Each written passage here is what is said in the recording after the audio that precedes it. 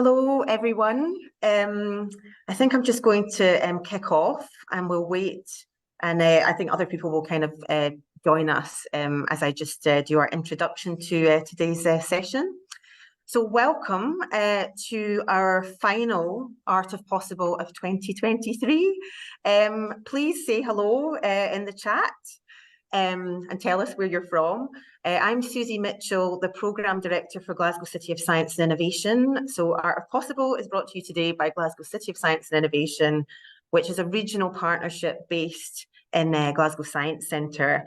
Partners on the programme are Innovate UK, Scottish Enterprise and Glasgow City Council.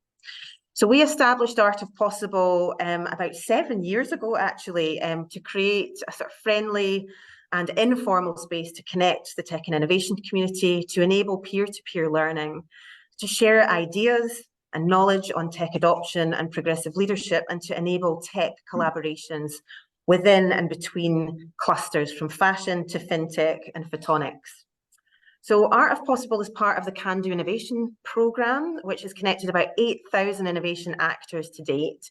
And today's Art of Possible, which is our 22nd edition of this tech meetup, will explore the top 10 causes of failure for tech startups and how to avoid them.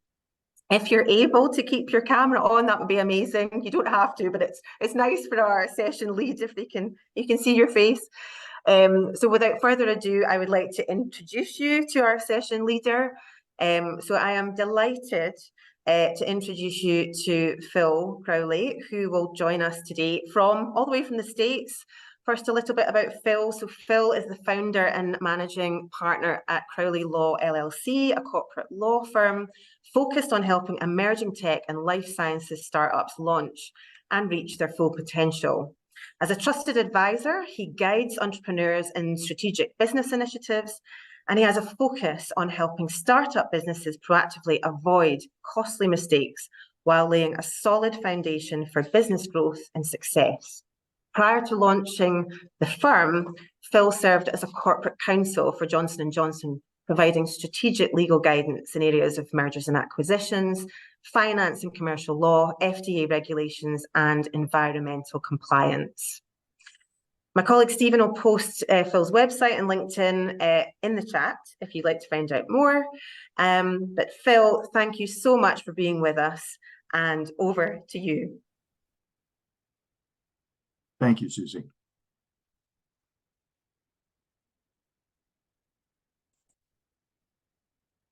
Technology. You know, it's really worthless. It's a mere laboratory curiosity. Unless some person or a team of people take it, shape it, overcome obstacles, champion it, and bring it to the marketplace where that technology can enrich the lives of thousands or even millions of people. And those people are called technology entrepreneurs. And by attending today's presentation, you've indicated that you might like to sign up for that job. Hi, I'm Phil Crowley, and I'm delighted to be with you today to talk about some of the obstacles that stand in the way of startup companies. Now, I'm dedicated to providing as best I can an entertaining and informative presentation. And in order to do that, I'd really ask you to play all in with me. For some of the principles, I like to have volunteers from the audience. And usually when I do this in person, I can go out and select people to be my volunteers. But it's very difficult to do that in a format like this. So I would ask you sincerely to raise your hand and Stephen will select a couple of people to work with me on hypotheticals. I find that the hypotheticals can take the dry legal topics and crystallize them for you. And I think that you will gain more of a greater understanding of the principles by seeing some examples than just having me drone on. It'll be more fun for me. I think it'll be more fun for you. I just want to assure you that even though I am a lawyer, and I don't know what stories or interactions you've had with lawyers, I actually like people, particularly technology entrepreneurs. I've spent 30 years on the board at Stevens Institute of Technology in New Jersey, and have had wonderful opportunities to work with technology leaders. And so I hope you'll participate with us. I'll give you a little bit of an overview of what we're going to do. I'll do a brief introduction. And then what I'd like to do is talk about the 10 common mistakes that I have seen in my experience that get in the way of technology entrepreneurs as they're trying to succeed, to take great ideas from the lab or the garage to the marketplace so that they can create a business and products and services that serve our society. We'll then talk a bit about how to gain traction with investors. There's a methodology and a thought process that I have counseled my clients to follow in making presentations to investors that I'd like to share with you. Then I have some basic ideas about principles for success, how to think about the way you go about your business. And for those of you who are experienced entrepreneurs, I know that you know that the entrepreneur's mindset is a very important part of success. And then we'll save some time for questions and answers. One more thing. I have to do this kind of legalese presentation. What I'm giving you now is not legal advice. We're going to discuss some common issues that arise in connection with technology startups. For you to get legal advice, you really have to have your own, engage your own lawyer to look at your unique situation. And we're not creating an attorney-client relationship in this presentation. And from a legal perspective, it's important for me to make that clear. But having said that, let's get to the 10 common mistakes. What I would suggest is, if you have questions, please put them in the chat, and Stephen will collect those questions and make sure that I get to them when we get to the question and answer session. But I do want you to collect your questions. I think that responding to your questions is an important part of your taking away some really valuable insights. Number 10, failure to lock up technology. What does that mean? Well, I'd like to have 2 volunteers to help me with a little case study. So if you're willing to volunteer, please raise your hand. Just 2 people is all I need, and Stephen will unmute you and let you participate. As I said, you know, I like people. I'm very gentle with my volunteers, so don't be reticent. All right, Andrew Douglas has raised his hand. Fantastic, Andrew. Thank you very much. Do we have one more person? I just need one more. There are so many people out there. Just one more to work with Andrew and me. It'll be very collaborative.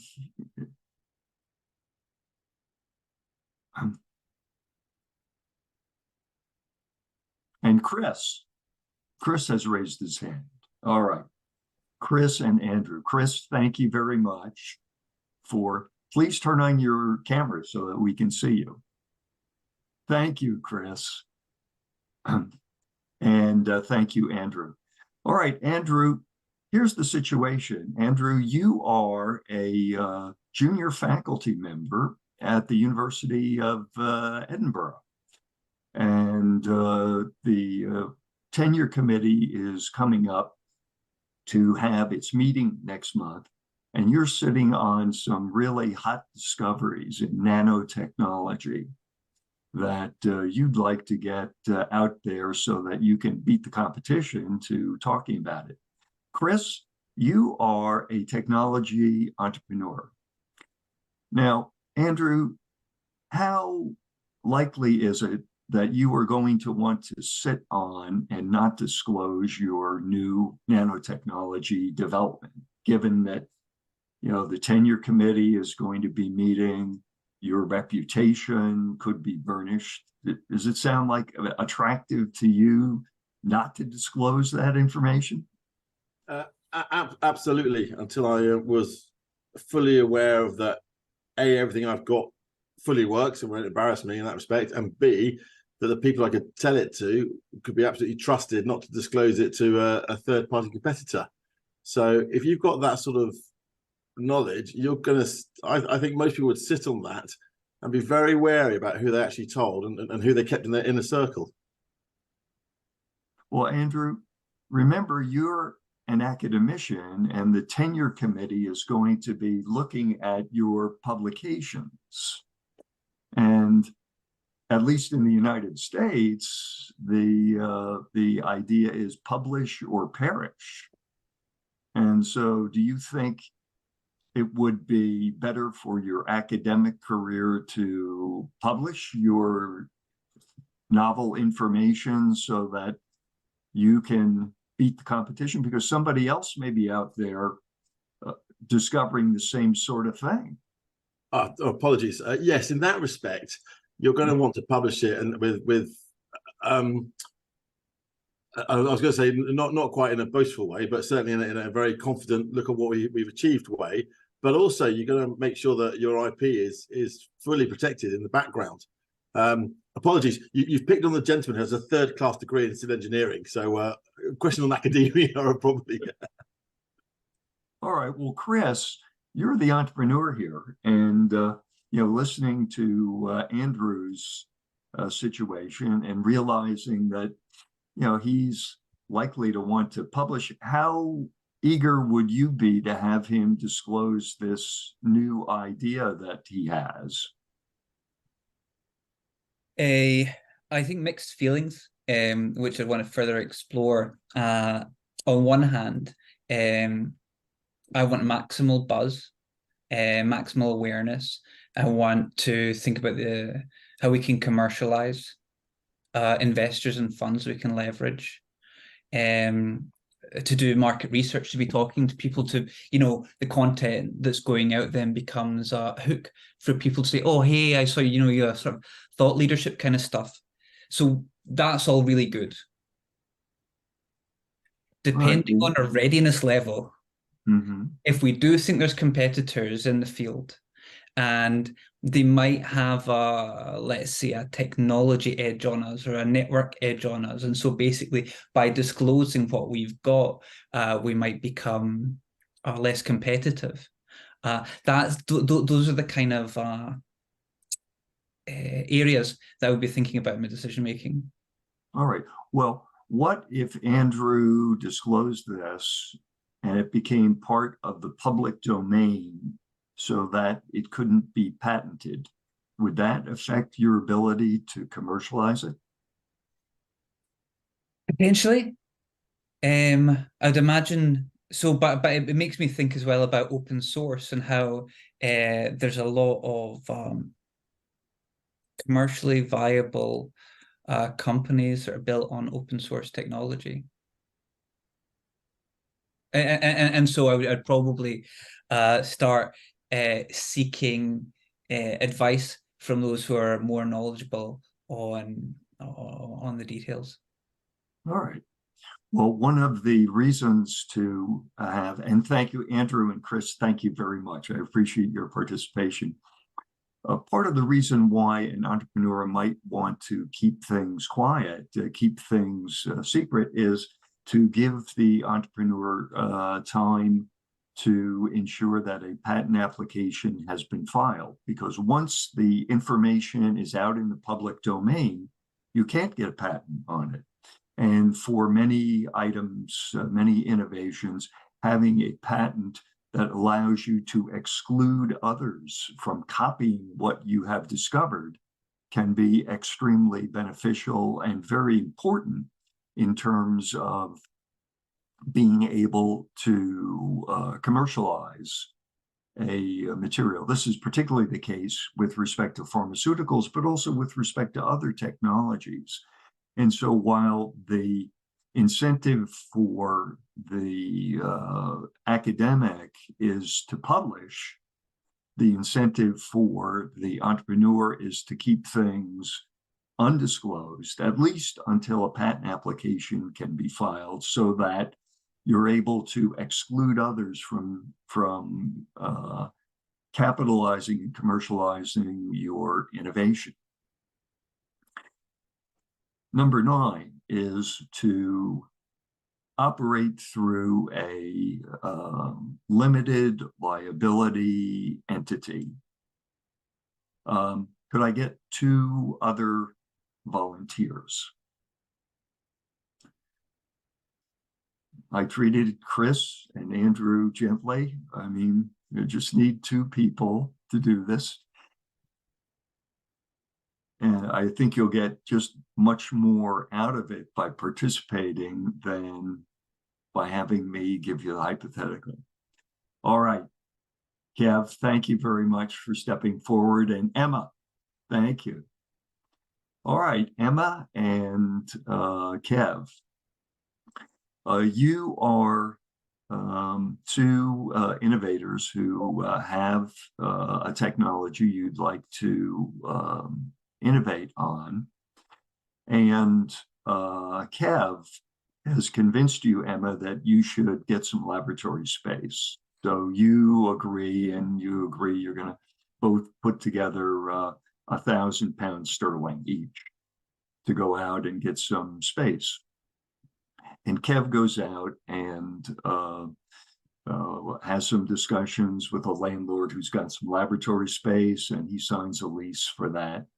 And when he comes back, it turns out that you've had some family misfortune, and you decided that you're not going to put in 1,000 pounds. And so Kev says that, well, then maybe we shouldn't go forward with this deal. And he goes back to the landlord to tell the landlord, well, you know, I'd like to get out of this lease. Kev, how eager do you think the landlord will be to let you out of the lease that you signed? Unless they are a real angel, they're going to say, sorry, no chance. So. Right. And since you've signed it in your name, all of your assets are on the line. You know, the savings account, the checking account, if you don't pay up under that lease, even though Emma has decided to not participate in the venture, and you decided you don't want to do that. The idea of having a limited liability entity means that, you know, you put in your money, and that's the only money that you have at risk. And it's the legal entity, the company, that is responsible for the liabilities that are incurred in the business. And you can see in this particular graphic, the castle has taken some cannonball hits, but the castle still stands. So having a limited liability entity, a company that you are working through, is very important early in your passage down the pathway to becoming entrepreneurs. There's another reason for that, because at least in the United States, and I'm assuming that this would be the case in Scotland and the rest of the UK as well, because the DNA of our legal system came from England. Courts where there isn't some sort of written agreement between you, Kev, and Emma will find that you had a partnership. And the general rules with respect to partnerships are that an action of one of the partners pursuing the business binds all the partners.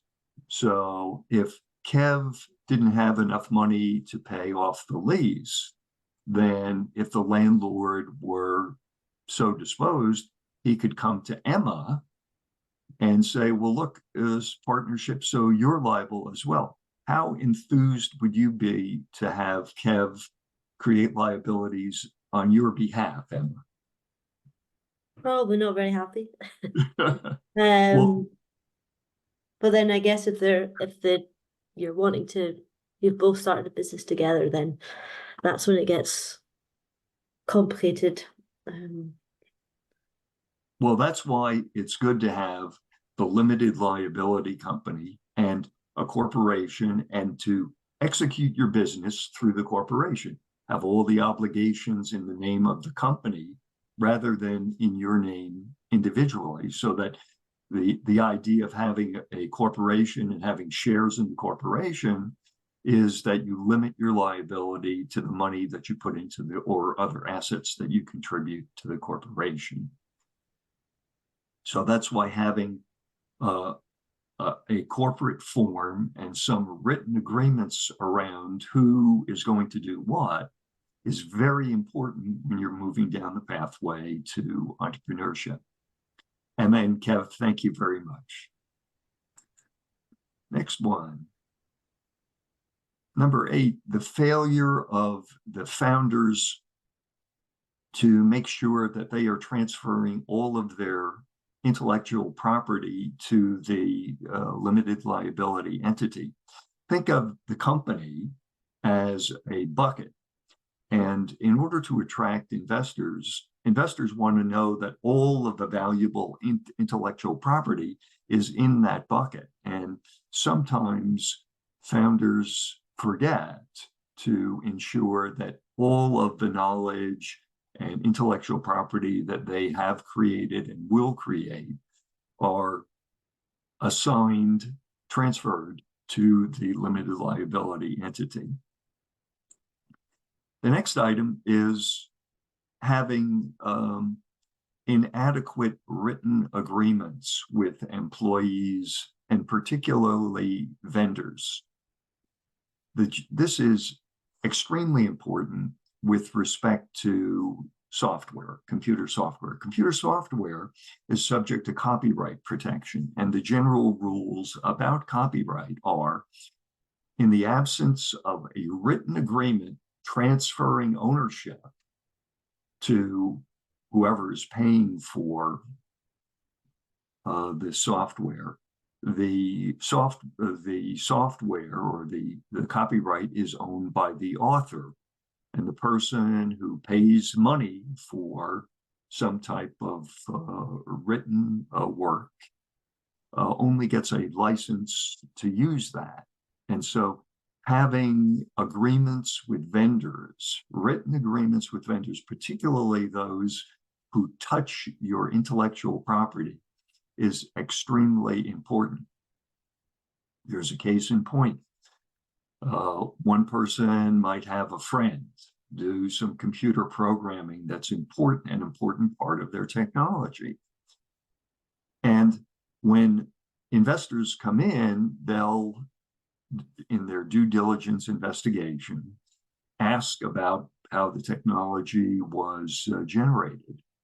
And if it turns out that there are people who have contributed to the technology who aren't on the founder's team, the investors, before they're willing to put up any money, will require that the founders go out and get agreements from the people who may have helped them create computer software, other parts of their technology. And the problem with that is that when you do that in advance of financing, you give the bargaining leverage completely to the person who did the copyrightable work. And so it's important, as we're thinking ahead towards getting financing for the venture, to tie up in written agreements, appropriate written agreements, all of the employees, independent contractors, and vendors who work with you and your company to create valuable intellectual property. Number 6, a failure to use appropriate techniques in allocating equity. for this one, I'd like to have 4 volunteers, because this will be, I think, much clearer if we have some volunteers. You know, you see, I've treated my volunteers very well, so you don't have to be reticent about this. Because this is one of the key features. I see we're slow to get volunteers, so I'll go through this. Let's say that we have 4 individuals who are forming a company. They have a limited liability company, and so each of them gets shares, and they want to be even-handed. So each of the participants gets 25%. So we'll call them Alan, Ben, Charlie, and Denise are the 4 people. Well, they're working along, and you know, they're putting in 50 hours a week, and then Alan has a family problem, you know, a serious illness with his family. And so after 6 months, he says, you know, my mom is very seriously ill, so I have to leave. And so the remaining 3 increase their efforts, because now there are only 3 people. And then another 6 months go by. This is a year after they've decided to start their company. And Ben decides he's got a wonderful opportunity for a tenure track position at Oxford University. So he says, well, you know, I'd love to stay with you guys, but you know, I've really got to move on and accept this opportunity. So Charlie and Denise are left, and they're now increasing their efforts. They're doing 60 hours a week in the lab. And finally, after another 6 months, Charlie decides, look, I've had it. I'm burned out. I'm going to go to an ashram in Phuket, Thailand. I got to get out of here. And so Denise is left working hard, 60, 70 hours a week, and she is able to achieve a breakthrough in the technology, which wasn't apparent when her other 3 collaborators were working with her. And she's working 70 hours a week. She works so much, she spends so much time in the lab working on things that even her dog abandons her because she's never home. And she succeeds in developing the technology to the standpoint that Mega Nanotechnologies is willing to provide, to buy out the company for 40 million pounds sterling. And then what I would ask you to ask yourself, looking at the contribution of the various people, how much do you think, and please put this in the chat at least, how much of that $40 million do you think Denise should get? Remember, she's the one who had the breakthroughs. She's the one who was putting in the 70 hours a week. She's the one who lost her dog because her dog abandoned her because she abandoned her dog. How much do you think she should get in terms of equity? It's probably not as clear cut as just how much should she get, because like how much money has other people invested prior to it? What was their contribution along the journey to this discovery? But I think the obvious thing that you're thinking is Denise probably deserves more. I think that is probably the morally and ethically right thing to do. But if 4 people have got 25% shares in the company, I highly doubt that 3 other people are going to say, have my 10 million quid. That's exactly right. So everybody, no matter what their contribution level, they get 25% of the pizza. But that's one of the reasons why in setting up the share ownership programs, we have a concept called vesting. And venture capitalists in the United States typically require what's called 4-year vesting with a 1-year cliff. In other words, you have to work for at least 12 months before any of your equity vests. And if equity does not vest, it forfeited. So in the case of Alan, Alan would forfeit his, and it's likely Ben, if he left before the 1 year, would forfeit his. Charlie would get something, but it turns out that Denise would likely be fully vested, and at least from a time basis, Denise would be able to receive most of the value, which I think most of us would say that's really equitable because she put in the majority of the effort. So vesting is an important concept for any sort of equity awards or rewards that employees get, because it's important to incentivize them to stay and complete the work despite the downturns and missed opportunities that may come along, and the difficulties, as we all understand, technology development has. So vesting is the concept to take away from number 6. Number 5 is realizing that it's important to have a team behind the innovation, because investors, because it becomes very difficult for investors to reconcile themselves to having a single person with a great idea moving things forward, because their view is, well, what happens if that person gets seriously ill or gets hit by a trolley? Then everything goes out the window. And realistically, those of you who do have experience in business realize that it takes a whole set of skills to effectively commercialize a great idea. And just having the technical skills is not enough. There's skills in marketing and operations and communications and finance that are also important. And it's the rare person who has all of those skills.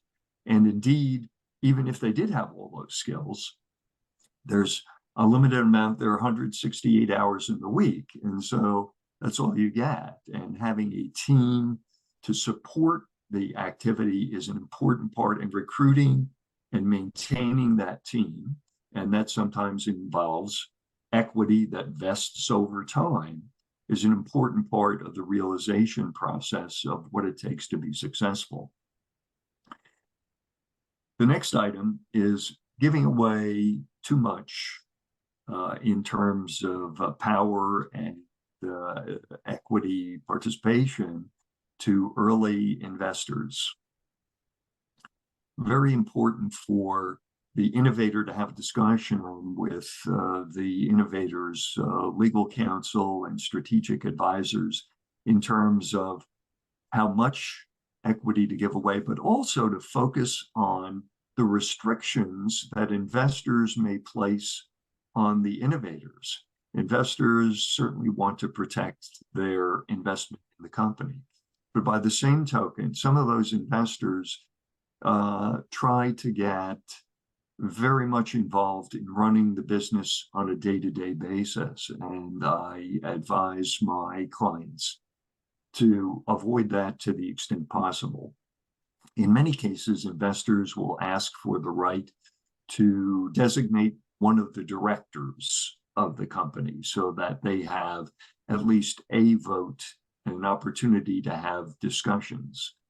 Some more conservative investors will say, well, I don't want to have the right or to be a member of the board of directors because there are fiduciary duties of directors that can lead to exposure to litigation. And so in some cases, they'll say, I'd like to have board observer rights. And so what that entails is providing the board observer with all of the materials that are provided to directors of the company and an opportunity to at least attend board meetings and hear what the discussion is.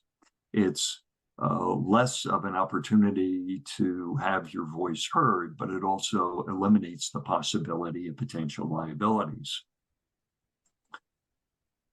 The third problem, the third most relevant problem, is failing to have a written business plan.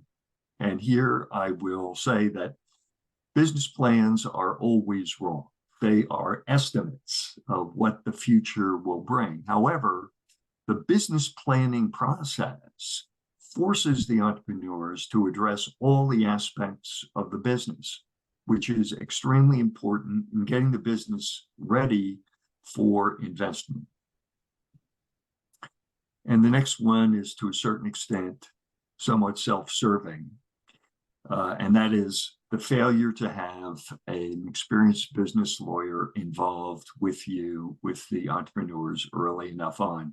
I originally had this further down on the list, but when I went out and showed the original presentation to my venture capital and angel investor funds, they said, no, this needs to be number 2, because some of the errors that occur, if they are serious enough, aren't remediable. For instance, when we talked about locking up the technology, number 10, to the extent that having the ability to have patented technology that you could license exclusively to some large company, if the information gets out into the public domain, in most cases, you can't patent that. And so it detracts substantially from the value of the innovation.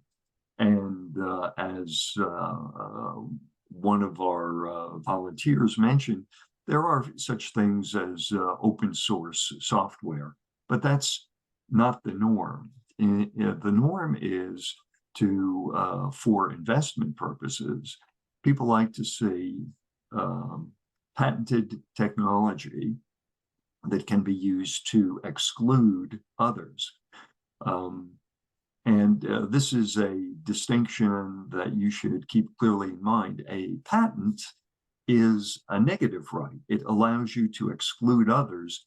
It doesn't really necessarily permit you to practice the invention. And the simple example I give is, suppose one person has a patent on bicycle wheels. Another person has a patent on an improved spoke for the bicycle wheels that makes them much more efficient. Well, the person with the patent on the improved spokes for bicycle wheels can't go out and manufacture bicycle wheels with the improved improved spoke without getting permission from the holder of the bicycle wheel patent. It's called a supervening patent. And that's why you will hear in connection with due diligence that investors undertake, they're looking for a freedom to operate analysis that provides at least some assurance that the innovation in which they're investing isn't prohibited in some way or subject to some superior rights by some other patented technology.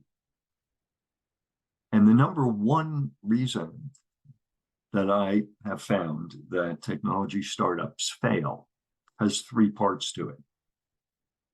And I'll do them in reverse order. They're all important, but I'll start off with number 3. Number 3 is the failure of the entrepreneurs to dedicate their time and resources to the 1 or at most 2 near-term opportunities that can show a proof of concept or get to another financeable milestone.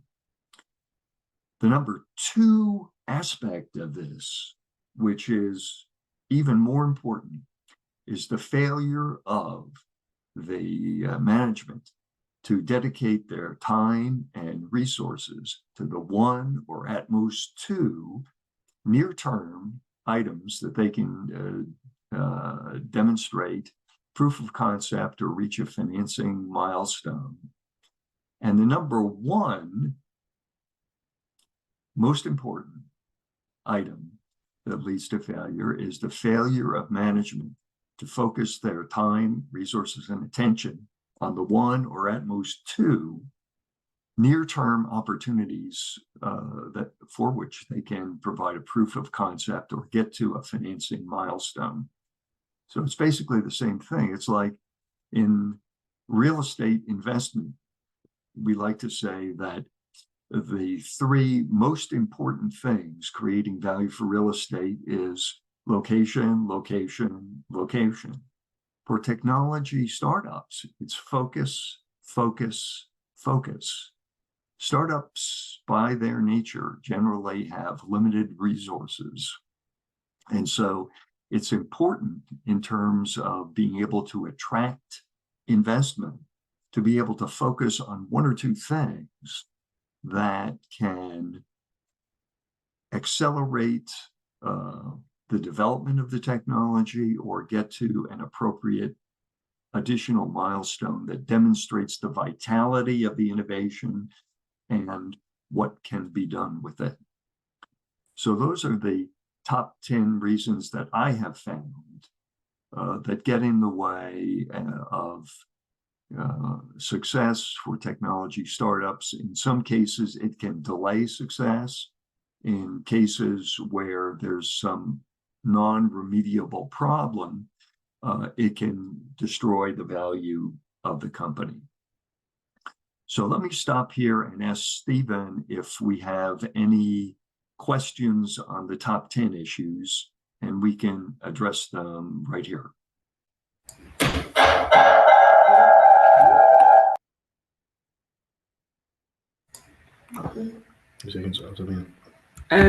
So we have one question that is, in terms of patents, how much value do you pin to them, especially in areas where they would be too expensive to enforce, especially if you would be competing with a big competitor? Right, excellent question. It depends upon the particular area of technology.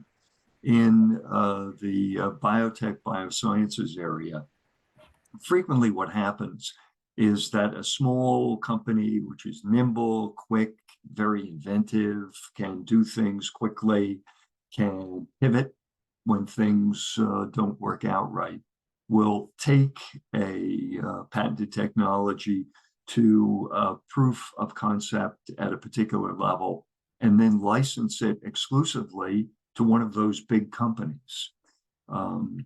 In other areas of technology, particularly in software or internet-based developments, a company may have the ability to go to the marketplace on its own.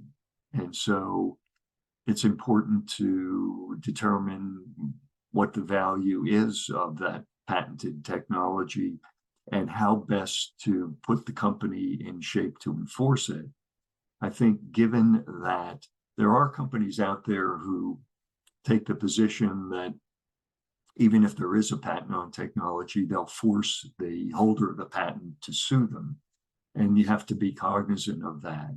So one strategy for dealing with that can be to license it exclusively to one of the larger companies. And in looking at a licensing strategy, what I frequently advise my clients to do is to think about the number 2 or 3 company in a field. Sometimes the number 1 company can get a little bit too fat and happy and a little bit too full of themselves in terms of being the market leader.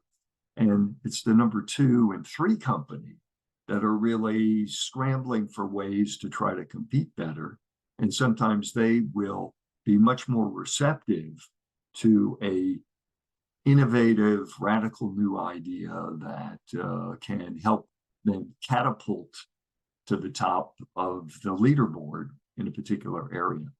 But you're right to be concerned about the cost and the opportunities. In some areas, patenting kind of takes a back seat to a rapid innovation, and the ability to do that And certainly for companies that provide software as a service, much of what they do can be hidden behind the graphical user interface, and you don't really need to disclose exactly what the software does and how it's configured.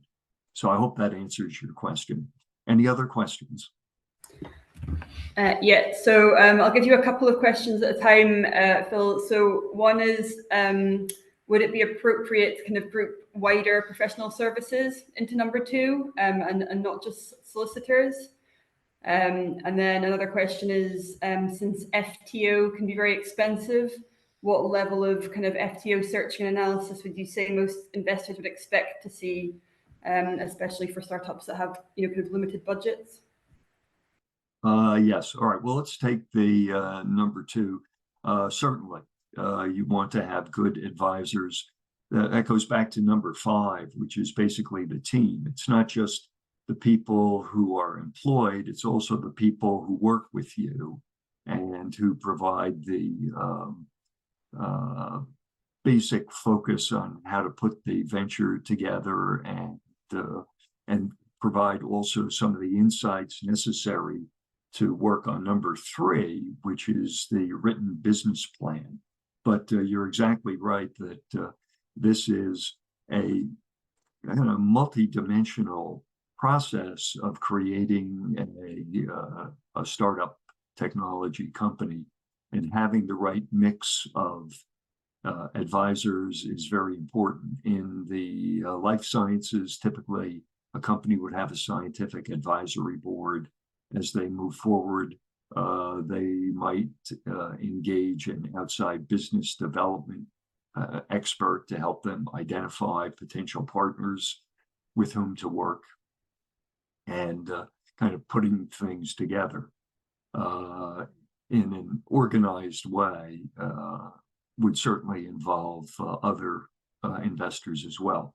With respect to the cost of patenting, cost of freedom to operate analysis, it is expensive to get those done. In many cases, the innovators themselves can provide a certain amount of assurance about freedom to operate. But there's no perfect answer for that. And investors at an early stage, particularly angel investors who are investing, in our parlance, relatively smaller amounts of money, you know, perhaps tens to hundreds of thousands of dollars collectively, up to perhaps $1 million or so, may be willing to accept a greater level of risk than venture capitalists who are investing millions or tens of millions of dollars. And so hopefully the innovators know enough about the area to provide assurance. But you're right, with limited funds, many technology startups that are funded by founders or by angel investors don't have a formal freedom to operate analysis. That tends to come at the point in time that institutional investors come into play. Other questions? Thanks, Phil. So another question is, where would you put identification of a market opportunity and understanding if there is a market? So, you know, in the kind of context of the fact that too many times we see failure of business and products due to a lack of market opportunity or understanding of a market. It's rare that you see a failure due to lack of development. Wonderful. That tees us up for the next set of principles that I wanted to speak about, which is gaining traction with investors. And what I like to do is to try to get mnemonics just to make it easy to remember things. I call this the Ms. ABC outline. And when a technology innovator comes along, typically you are miles deep in the tech. You are the expert in your technology. And sometimes it's difficult to change your mindset to ask yourself, well, if I were an investor, what would I be interested in? And the Ms. ABC methodology sort of gets you in the right mindset to begin that process, because M is for markets. How many millions or billions of dollars are being sold or being consumed in this particular market for products, for services? And then what is the market not providing? Because it's important from an investor standpoint to know whether or not, is this a market worldwide of 10 million pounds sterling, 100 million pounds sterling, or a billion pounds sterling? And it's very different levels of interest for the innovators and for investors to do that. And so it's important to make an assessment early on how big the market is, because that will be one of the key drivers for the interest by potential investors. The next item is to identify who the stakeholders are. In the life sciences area, stakeholders include certainly the patients' families. There are patient advocacy groups. There are specialty medical products groups. And there are appropriately the payers who have to pay the bills. All of those people have some influence on the willingness of the market to absorb your new innovation. But focusing on markets and stakeholders is really the first part of the analysis that a technology entrepreneur has to go through before starting the process of working on an innovation. Because if an innovation has a very narrow market that is not likely to be expanded by this particular innovation, then it's not likely to be able to get investment. And if it can't get a sufficient market to get investment, then it's not really a business that it makes sense to pursue. So after you've gotten through discussing the size of the market and understanding who the stakeholders are and how their particular interests would be affected by your innovation, and then understanding how your innovation fulfills a need that the market has that is not being fulfilled otherwise, then you can go and at that point begin by discussing what is your approach, but at the 30,000 foot level, because you have to remember, you are experts in this. You are miles deep in the technology. And the risk of going into complete detail about it will kind of overwhelm your investors and you'll lose their attention. But providing them with a 30,000 foot level approach, and then being able and willing to deal with their questions, respond to their questions, the things that they are interested in, is an important part of putting together a good pitch approach. And then the B, then you can talk about what are the benefits of your particular approach? How are you fulfilling the need that other products and services in the market are not dealing with? Next important thing, dealing with who is the competition? What are the competitive items that are in the marketplace today that people are using to deal with a specific question, a specific problem that you are trying to address? And then discuss what are the milestones, proof of your concept. In some technology areas, it's easier to get to that than others. But identifying what those are, and then importantly, how much will it cost to get to those milestones so that you can tell an investor, well, we need £500,000 in order to get to point A, to get the proof of concept. But you've already told them that, you know, this is a £10 billion market worldwide. So it's worthwhile spending the money to get to a particular point in time. And then at the end, you can talk about your team and who the team is. My experience, at least in the life sciences area, is that unless you have one or more Nobel Prize winners on your team, investors aren't quite so interested in that. It's really the marketing, how you're going to have your particular innovation fulfill a need that the market has that is not being fulfilled. And if you keep that mnemonic in mind as you're first deciding to get involved in a particular venture, and then when you go out to gain investment in the venture, I think you'll likely be more successful than the people who I've seen who just dive right into 5 miles deep of discussing the technology and the benefits of the technology and how cool the technology is, and kind of having the investors' eyes glaze over, and you really lost the opportunity to influence them. Because the point of this initial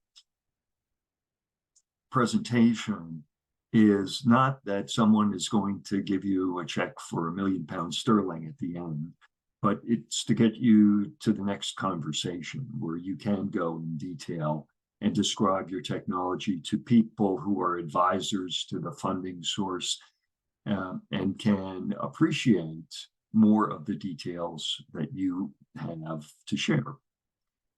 And at that point, let me ask if there are any questions about any of those issues. Or have I confused everybody? Yeah, no, well, there's still some questions based on the previous top 10, if we could go back. Sure, let's go back to that. So just if I could go about half an hour left, Phil. Okay. So we're told to have the legal bits in place, but certain angel funds insist that you use their own legal services. What is the best way to not duplicate legal bills? Well, if an angel investor says that we're going to have our lawyers do the papers, provide the papers, realize that those documents are going to be drafted to protect the angel investor. They're not really drafted to protect you. And so you have a choice to make. You can try to understand the documents yourself and hope that there's nothing in there that provides inordinate measures of control by the angel investors along the lines of what we were discussing in item number 4 of the top 10 causes of failure. But ultimately, you're best served by having your own lawyer take a look at the papers to help you. Because just as you wouldn't want a person who's not steeped in your technology trying to help you develop the technology, it's hard for you, if you're not a lawyer, to appreciate the long-term impact of some of those provisions in the documents that are being drafted by the angel investors law firm. And typically the angel investors law firm gets paid out of the money that's put into the transaction. So it's a decrease. But I have had clients who have determined that they'll sign whatever papers are presented by an angel investor or an institutional investor, and wind up regretting that because they wind up having to deal with restrictions on their ability to do further financings or their freedom in order to run the business on a day-to-day basis. So if you're willing to take that risk, realize that that's a risk you're taking. And if it turns out that your freedom to operate on an operational level is reduced as a result of that, just realize that it's a choice that you make. And entrepreneurs make risk-based choices all the time. So this is just another risk, but it's the risk of not getting somebody who can at least identify for you what the deficiencies may be in those documents. And so it's almost like you pay me now or you can pay me later, but at some point, you're taking a risk that may wind up affecting your ability to run the company. Any other questions? Yeah, so we've got a couple of questions in the chat, which I can come to, but Colin Mason has got his hand up, so we can maybe come to him first. Thanks. Colin. Yeah, I've actually put my question in the chat. It's really back to your gaining traction with investors, your mnemonic. Surely there's also an E. How does the investor get their exit? I mean, the investor needs a capital return. So certainly I've done a lot of research on business angels, and they want to get a sense of who might buy the company if it's successful. Right. Well, you can certainly discuss that in terms of discussing your milestones and what the exit strategy would be, based on the particular industry involved. For many small companies, it's a exit by sale to a strategic buyer who has the operations, sales, marketing, quality assurance, all of the aspects of a business that it may be difficult or impossible for a smaller company to accommodate. And so that's where the ability to have patented technology or some type of trade secrets is key to creating value, because so long as you have the ability of the larger company to exclude competitors, they have the resources and the will to, in fact, do that. All right. Anything else? Yeah, so we've got, with regards to number 9, do you think that it's getting harder to adhere to? So my previous business, they couldn't get finance for asset purchases of over 75,000 without personal liability, despite the business being 10 years old and having a healthy cash flow. Right.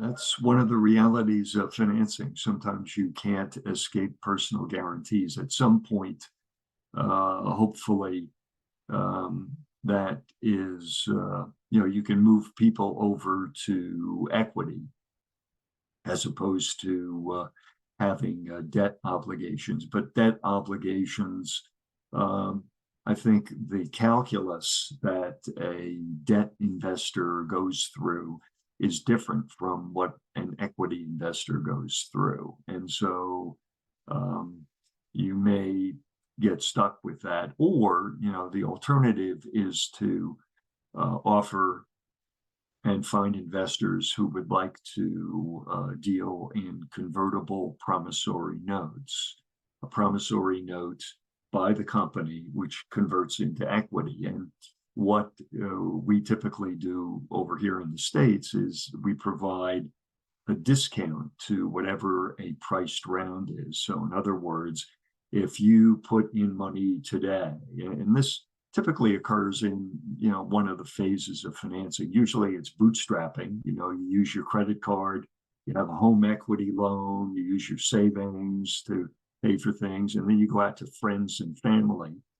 And then at the friends and family level, typically you're issuing convertible promissory notes. The company is issuing convertible promissory notes that convert at a discount. At some point in the future, you'll have an offering of stock at, say, £5 per share.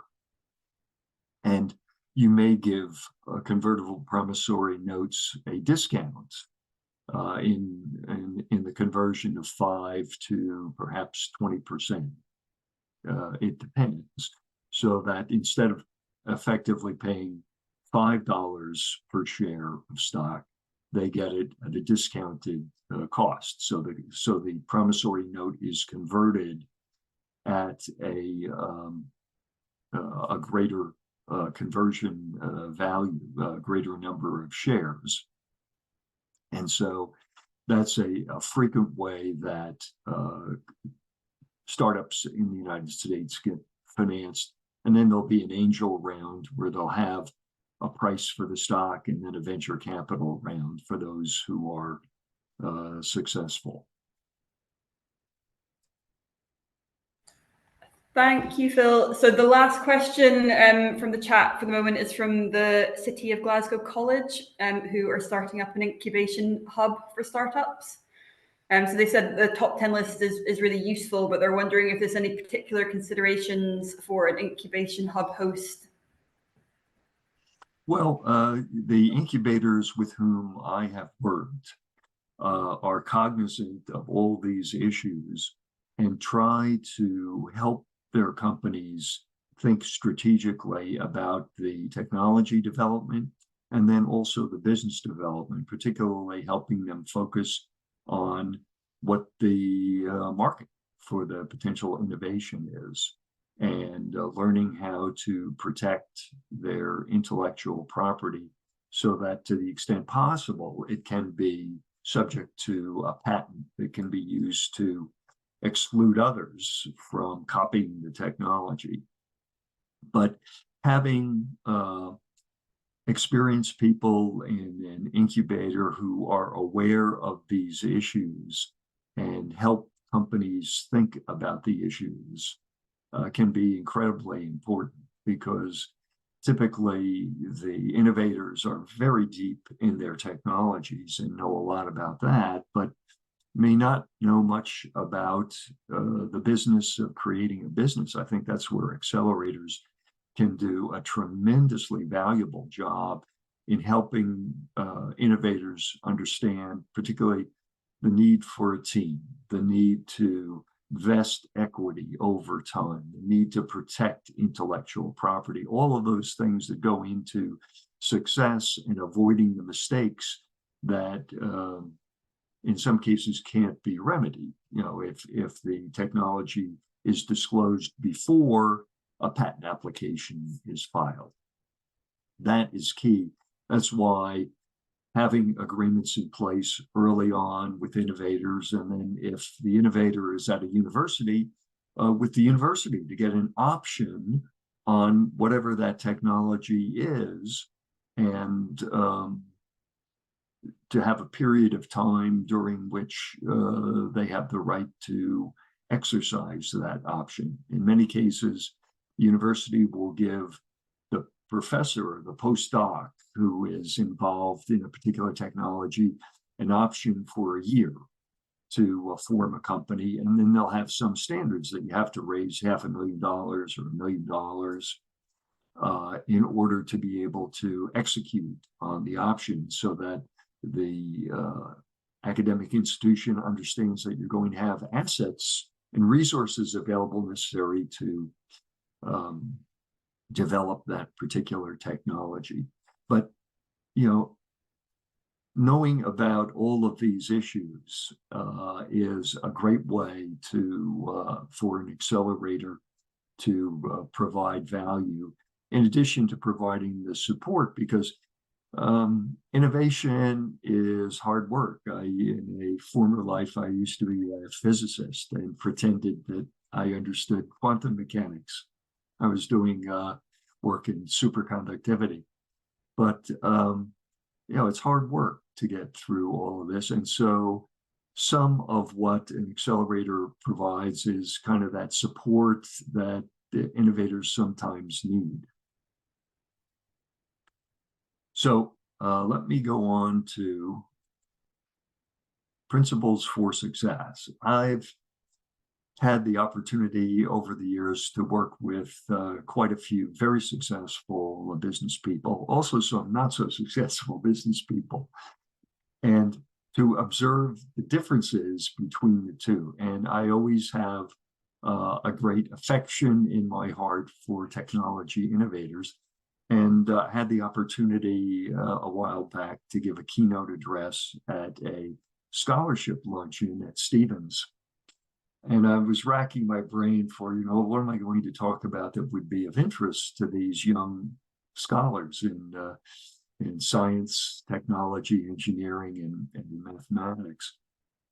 And I said, well, what about principles for success that I've seen? So I'll just share with you some ideas that you might consider. I don't profess that these are the only things that matter, but they seem to me to be evidenced in many of the successful people I've had the pleasure of working with, and in most cases, one or more of them to be absent in the unsuccessful people.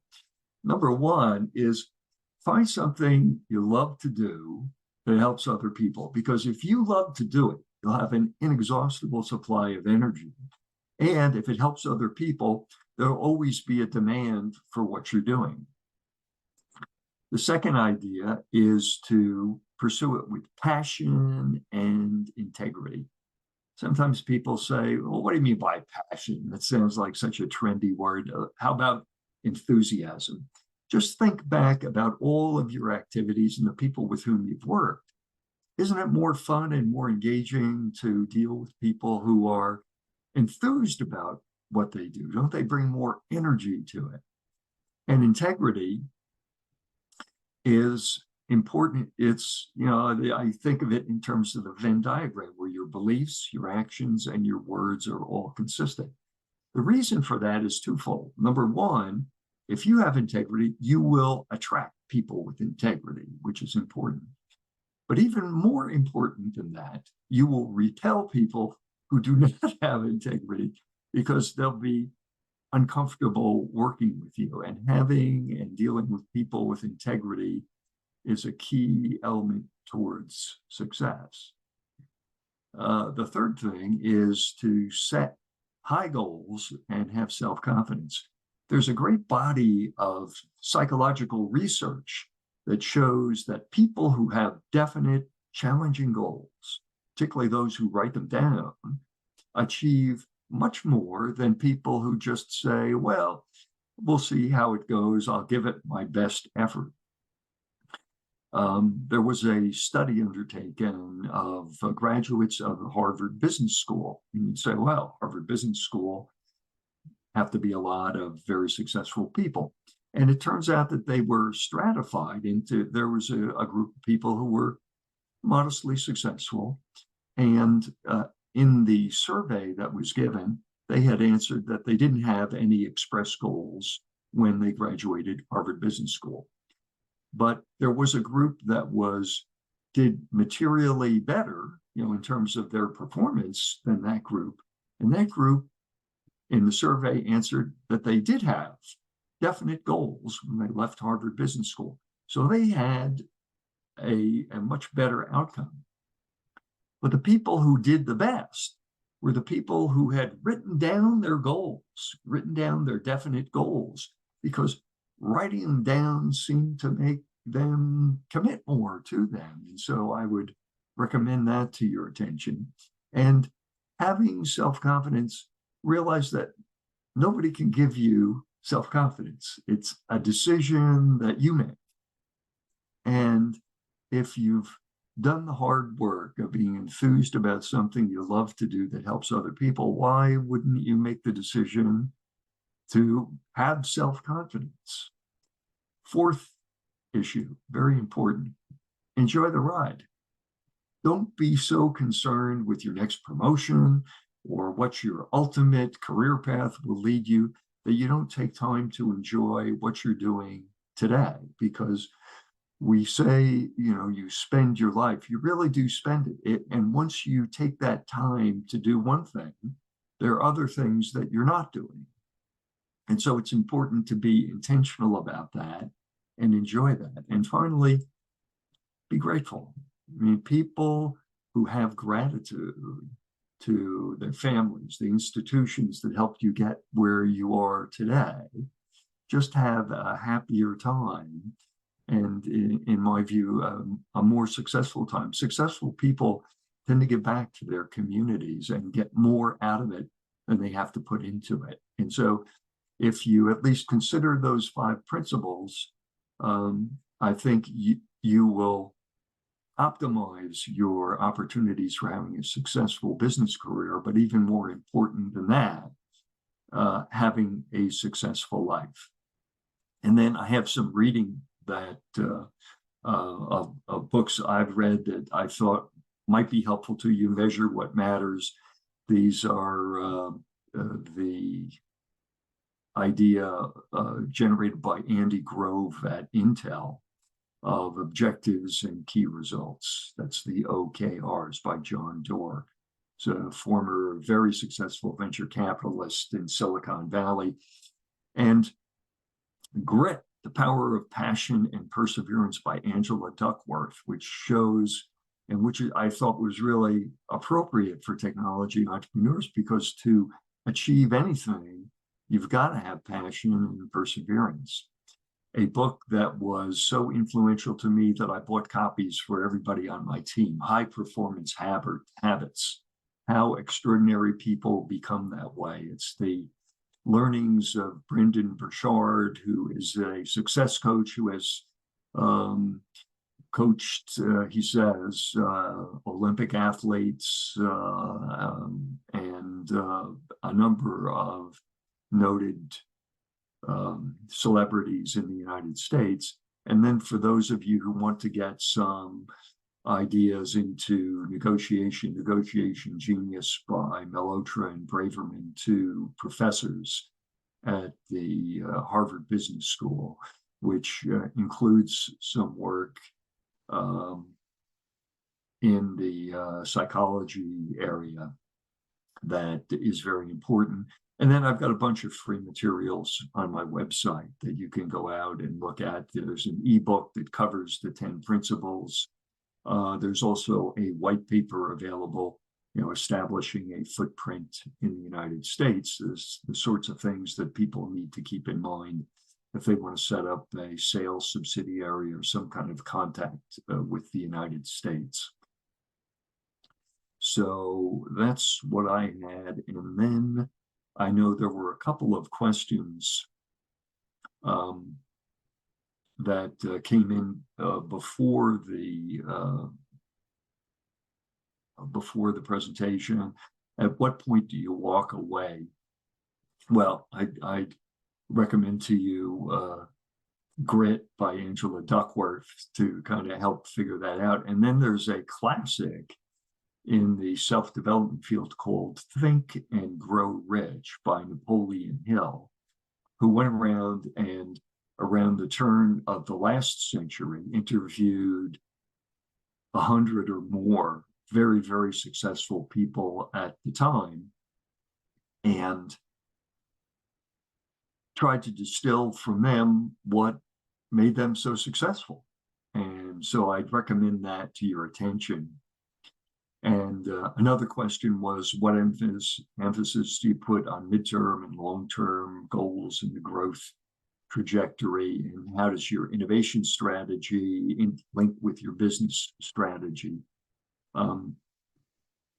I would say, go back to the business planning process, the team process, having the right people to help you think strategically about developing the business and developing the technology is an important part of success. It's not just doing the technology, it's thinking about where it fits in the marketplace and how you distinguish yourself from other competitors out there. Another question about using patents and registrable IP, as well as other ways of protecting IP. Well, there are trade secrets. And the important part about trade secrets is to treat them has secrets, to keep appropriate technical data under locked file cabinets, restricting access to it, having people, not only outside vendors, but also individual employees sign non-disclosure agreements and agreements that provide for the ownership of all inventions and intellectual property by the company, so that, as we were saying in points number 8 and number 7, where we're looking to ensure that the bucket, which is your limited liability entity, contains all of the valuable intellectual property that you want people to invest in. So that's all I had on my list. Are there other questions? So Phil, there's one more in the chat. That's probably all that we have time for. Someone asking about, so the discussion is obviously about kind of avoiding failing, but that in many aspects we want to create an environment where entrepreneurs are comfortable failing fast and then going again better with their learnings. So the questions on kind of what your thoughts are on that and ways to kind of create that safe space. Well, right, if that's a question from an innovation center, it's helping innovators understand that investors understand that there will be failures. Everything will not work as planned, but it's the ability to pivot and find something else, try something else until you find out you've found something that works. Investors are investing not only in the technology, but they're investing you and your team. That's another reason why it's important to have a team. And many of them will have an assessment of whether or not you and your team have what it takes to get the technology across the finish line successfully. And it may not be the exact original technology with which you started. It may be something to which you had to pivot, but it's confidence in the team to be able to do that. And having a team to do that, I think, gives you a leg up on the individual inventor model. So I hope that's helpful. Thank you very much, Phil. We've now come to the end of the session. So thanks so much for your time, for your expert insights, for your advice. And thanks to you all for joining us today. I am sure that that session has left you informed and inspired to act. Full details of future Art of Possible events and recording for today are on candoinnovation.scot, and you can also catch up on all of the sessions from our National Innovation Summit, the Can Do Innovation Summit, which was held on the 7th of November. We've just got a really quick survey for you to complete. It's just a 1 to 5 to rate today's session. And if you've got any other feedback or comments, if you could send us a social media direct message or email us at info@candoinnovation.scot, that would be amazing. Thanks again for attending. This is my final Art of Possible, actually, because I'm moving roles. So thank you for making it such an interesting one, Phil. I've really enjoyed it. And thanks to everybody over the years who's taken part in Art of Possible, all of our contributors, and probably about 2,000 attendees, actually. So yeah, thanks very much, everybody. Oh, thank you, Paul Cross. And yes, hopefully I'll be joining you maybe on the other side and contributing to Art Possible in different ways. But yeah, thanks everybody for your support and for coming along today. And thank you so much, Phil. What a great session. Pleasure. Great session. Okay, thanks everybody. Goodbye. Bye now.